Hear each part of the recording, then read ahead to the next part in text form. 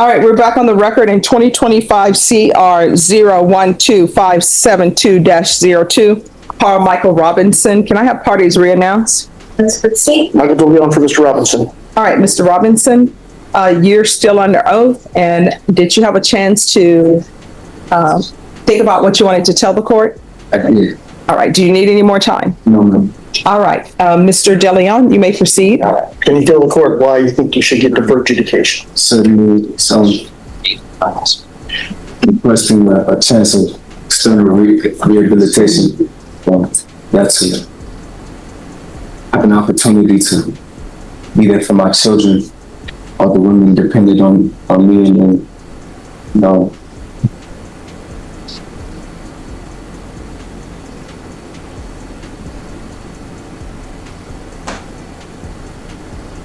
and evolve. You know, it is kind of limited, if I may evolve in such circumstances. Yeah,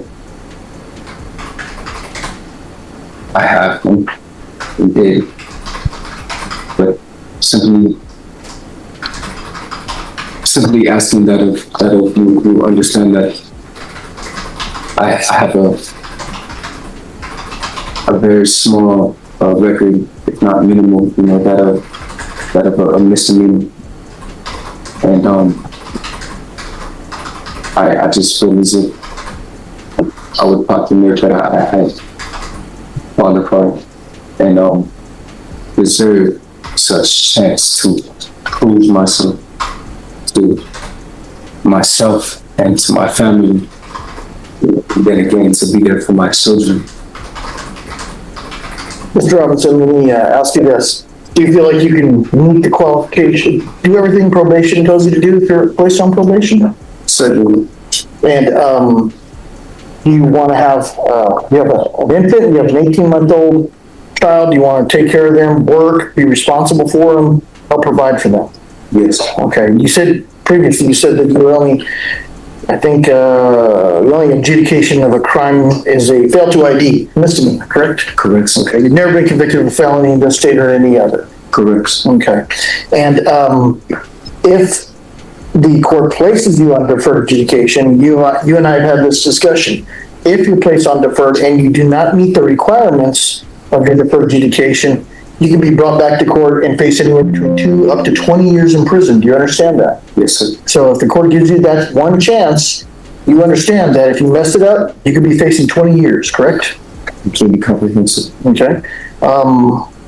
At first, this sounds like someone begging for one last chance. But in court, promises alone are never enough. Judges look past emotional words and focus on whether someone's actions actually back up the story they're telling. Anything else you want the court to know? I will evolve. When you say you will evolve, does that mean you're going to become a better person? In retrospect, in knowledge and character, and in retrospect, so I will evolve generally. I have evolved therefrom, but I am subject to inevitable evolution. Go ahead for you, sir. I'll pass the witness. Hello, Mr. Robinson. My name is Lauren Espinoza, and I represent the state. I just have a few questions for you, okay? Yes, ma'am. Okay, so you told the PSI officer you came to San Antonio in August of 2025, correct? That is correct. Do you remember the day? I do not. Actually, that is incorrect. I said I came in July, a couple weeks before. If you were to see the PSI, I said I was sick. So would it surprise you to learn that in the PSI narrative it says August? So is that incorrect then, I guess, in this question? I guess that was improperly documented. I got incarcerated on August 9th. Correct. Okay. Or August 8th, one of those days. And yes, I was here a couple weeks before, almost a month. So July-ish. Okay, so you came to San Antonio in July then? Somewhere around that time. And you were living with your mom for a bit, right? Correct. And then where were you living after you stopped residing with your mom? I was residing hotel to hotel. Do you recall the names of the hotels? I do not. Did the hotel by the name of Best Value Inn sound familiar? No. Okay, so approximately August 2nd, 2025, you were staying at the Best Value Inn with Miss Santiago? I do not recall. Would it surprise you to learn that she rented 2 hotel rooms at that hotel? It would. It would surprise you. So it would also be surprising to you that you were seen on surveillance video with her going from room 222 to room 218? Well, I would have to, I don't know what exact hotel this is, so I don't know exactly what you're specifying. But I understand that this is the step to this specific litigation. You're not talking about this transpired. It's an incident on August 2nd. Right, this is not the date of August 8th, therefore it is Right, substantial within objectivity, correct? But you're aware that you were alleged to be a suspect of a robbery of a similar nature on August 2nd with Ms. Santiago. Judge, I'm going to object to the question at this point for the purposes of sentencing, only because he has pled no contest to the substantiated facts that are in the PSI. I don't see the relevance of the questioning for the purposes of sentencing.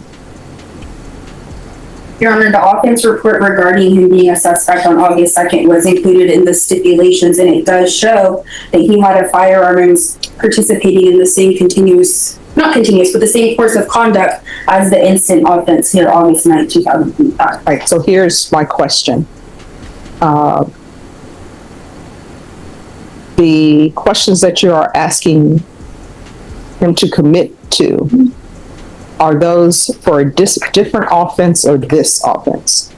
It's for an incident on August 2nd that mirrors the exact fact pattern as the August 9th offense that he pled no contest to. It's not charged with any type of crime for August 2nd, so I don't find that relevant. Plus, this is stipulations. He has stipulated to this, Your Honor. All right. With regards to relevancy, that's going to be overruled. However, I don't know if your client is intending to exercise any rights related to that question.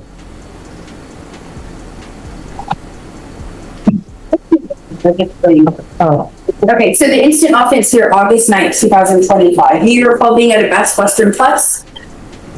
This is accurate. Yeah, on IH10, right? And you were there with whom? With the mother of my children, Akira Santiago. Okay, and do you recall being inside the hotel room when the alleged individual complainant came into the room?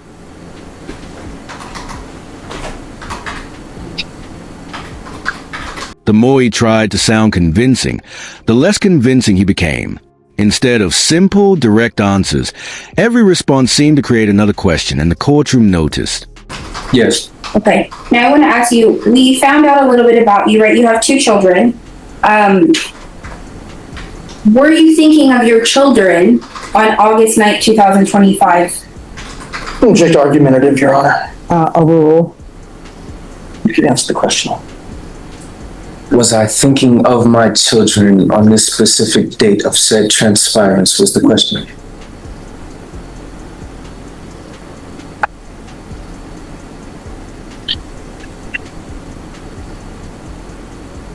Yes. Okay, and did you consider how your actions might affect your children? Or I guess child, you had a 10-month-old.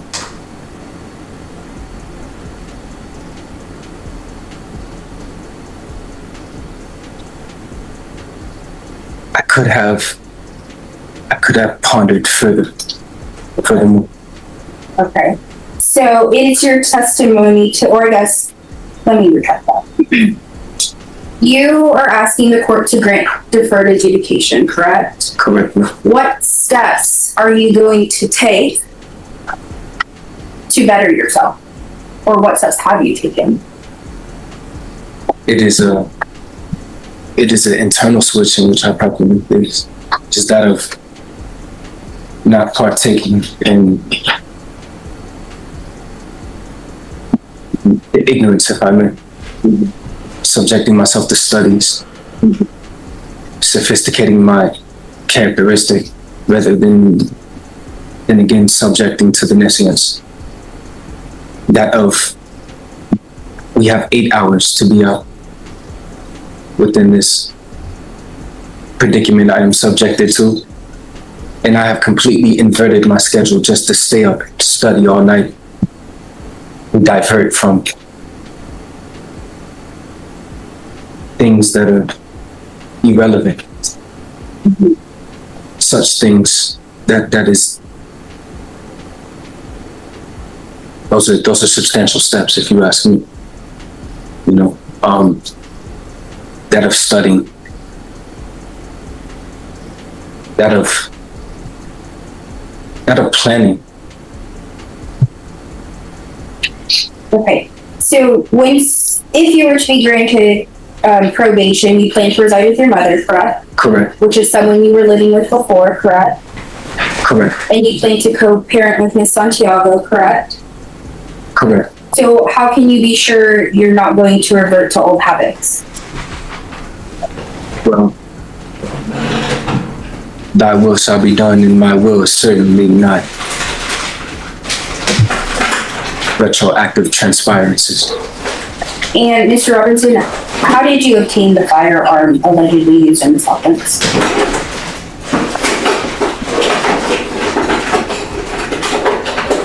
Object to relevance at this point, Judge. It's part of the stipulations. All right, that will be overruled.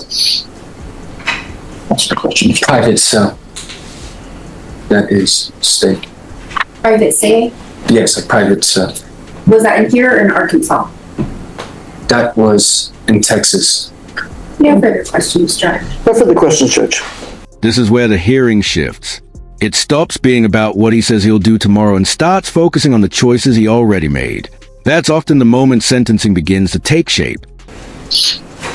All right, I have some questions, and maybe the attorneys can ask it. Number one is, why are people continuing to have children and they don't have their life together? I can't answer that for you, Judge. And then number two, I will say this, with regards to this case, nobody has clean hands. It just depends on whether or not the public will be safe with his having probation. And based upon what I'm reading in the stipulations, I have some issues with giving him probation, and maybe somebody can alleviate my concerns, maybe not. Here are my issues. You have the complainant who meets the mother of your child, and they're supposed to be meeting up some hotel to engage in certain intimacies in exchange for funds. And according to the stipulations, this was all planned out for you to come in and take money. And a gun is pulled on the guy.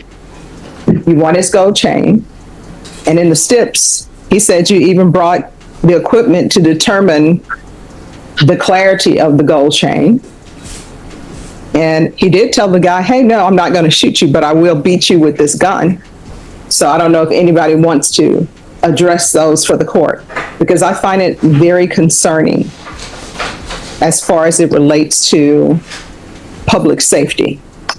And I don't know if anyone is able to address those concerns. And I know that the co-defendant, the mother of your children, is in Arkansas. She ended up in probation, and I know, but for her, this probably would have never happened, because if she wouldn't have agreed to meet up with him at a hotel, to have intimacies with him instead of you all getting a real job and taking care of the children that y'all decided to birth into this world, we wouldn't be here.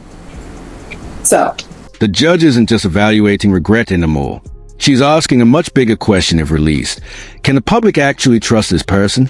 That's a question that can outweigh almost everything else. anybody want to address my concerns or issues? Judge, I will address with essentially my closing argument is that Mr. Robinson's 21 years old. Young men make stupid choices, and stupid choices were made in this particular case. However, he has never been convicted of a felony before. He's been convicted of fail to ID one time in some other jurisdiction. He wants that opportunity for deferred adjudication, Your Honor, to prove himself. If he messes up, he is facing 20 years. He has that will ensure the community that of public safety in this particular case. I don't know if does your brother still live in Arkansas? No, my mom stays here. Okay. Regardless, Judge, with a co-defendant who got 5 years, a complainant who got his gold chain back, a complainant who was outdoing, illicit things. Regardless, he wants that opportunity for deferred adjudication. If he messes up, he's going to be back here. He's going to get 20 years, up to 20 years under a deferred adjudication. We want that opportunity for him. Like most people, 21-year-old man placed in this position by themselves because of poor choices. He knows that, he gets slapped in the face with the reality of the criminal justice system. He has that one more opportunity, Your Honor, if the court provides him with deferred adjudication, provides him that opportunity to do right, to change his life around. If he doesn't, then he's facing up to 20 years at that point. So we'd ask the court to consider the fact that he has not been adjudicated on any other cases. And in this particular case, even when in the steps, he says, I'm not going to shoot you, but, I'll beat you. I'm paraphrasing. And I mean, what are you shaking your head for? That's what's in the stipulations. That is what the witness proclamated, Mrs. Boyd, but that is not. That single remark changes the entire courtroom atmosphere. Instead of helping himself, every unnecessary explanation only makes credibility harder to earn. All right, this is what I'm going to ask you to do for me. Stop using words that have more than 3 syllables that are in no way related to the questions that are being asked of you. So here's the thing. What's in the stipulation is what I go by, because stipulated means, everybody agrees. If this person were to come into court to testify, they're going to say exactly what's in the stipulation. That's when people sign off on this, that's what they're saying. They're saying, you know what? If this witness comes in, they're going to say exactly what's in the stipulations. And when I review the stipulations, I'm viewing it to see whether the evidence is sufficient enough to find somebody guilty beyond a reasonable doubt, right? That's what the stipulations are. And obviously, we're here at sentencing, so I have deemed that there's enough evidence that has been presented by the state through way of stipulation for you to be found guilty. So that's what's in the stips that I read. If that's not what I read in the stips, somebody correct me. I'm not going to take offense. That is what is in the stipulation. All right. okay. Nothing further, Judge. State. Your Honor, we ask that you deny the application for deferred adjudication sentenced to a cap of 6 years in the prison. Defense counsel points to the co-defendant getting 5 years deferred adjudication. However, it was Mr. Robinson that had the firearm and held the complainant at gunpoint. Further, the state would assert that Mr. Robinson does pose a potential risk of flight. Based on the PSI, he does have the 3 fail to appears in Arkansas.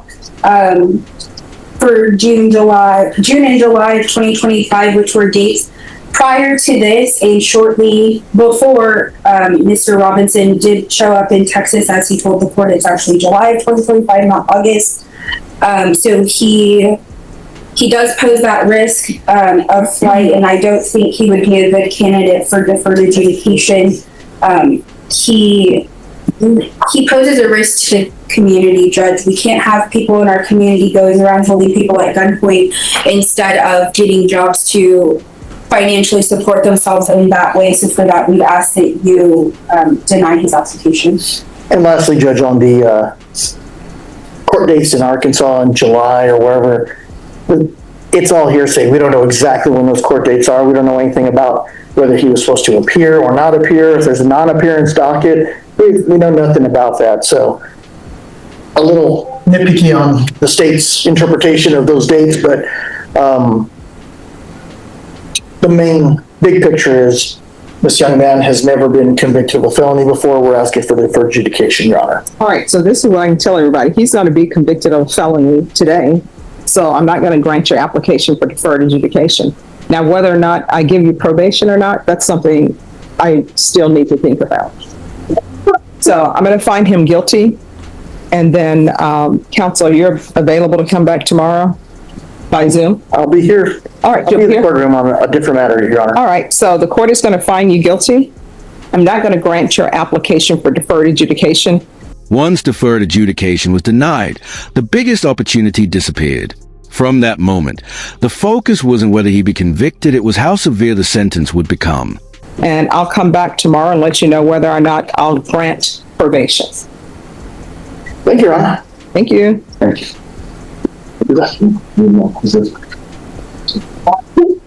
The next day. All right, Mr. Robinson.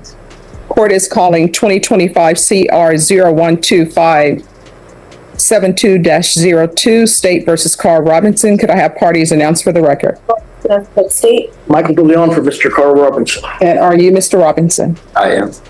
All right, so I did find you guilty, and I took an extra day just to consider whether or not I would grant your application. And I will tell you, there's a lot of things for a judge to weigh when they're considering whether or not to grant someone community supervision. Like sometimes people will say, well, you gave that person deferred. Why can't I have deferred? It's the same thing. But I try to stress to people that each case is individual, right? And there are certain facts in certain cases. Like, for example, I know part of the argument is like, well, the co-defendant got deferred adjudication. And I understand that potentially this never would have happened if she hadn't agreed to meet up with somebody, pretend that she's going to be intimate with them, and then they're being set up to be robbed. And I know that person doesn't come with clean hands either, you know, meeting some stranger at a hotel room. But in your case, the facts are that you went there and you went there with the intention to rob. This isn't something, according to the stipulations that I've read, this isn't something where you just happen to be there, you're upset that your girlfriend is agreeing to be intimate with this person. This was all set up for a robbery. And then the stipulations, the guy says that you were trying to test whether or not his gold chain was actually gold or test the weight of it. So those are problems that I have. And I do realize that you're young. I do realize that the state proceeded on this case as a robbery. So this is what the court is going to do. The court, as previously stated, is finding you guilty. The court will sentence you to 4 years in the prison. The court will retain jurisdiction. The judge makes one thing crystal clear. Every case stands on its own. Planning the robbery and pointing a gun became the difference that changed everything. Court will give you credit for any time served.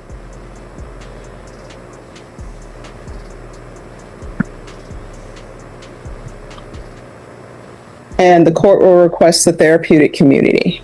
Is there anything else with regards to sentencing? Nothing, Your Honor. All right, did you review the trial court certification of defendant's rights to appeal with your attorney? Did you understand it and sign it? Yes, ma'am. All right, because this is a plea bargain agreement, because I followed your plea bargain agreement, and because you waive your right to appeal, you do not have the court's permission to appeal. Because this is a felony conviction, you're not allowed to own or possess any weapons or ammunition. If you have a question over what a weapon or ammunition is, you'll need to speak to an attorney. Do you understand?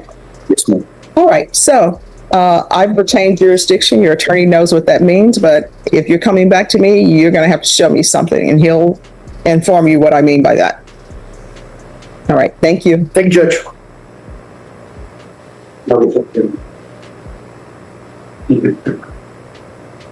All right, who's next? Courtrooms often come down to one question. Can the judge trust your future more than your past? In this case, the answer was no, and that decision ended with 4 years behind bars.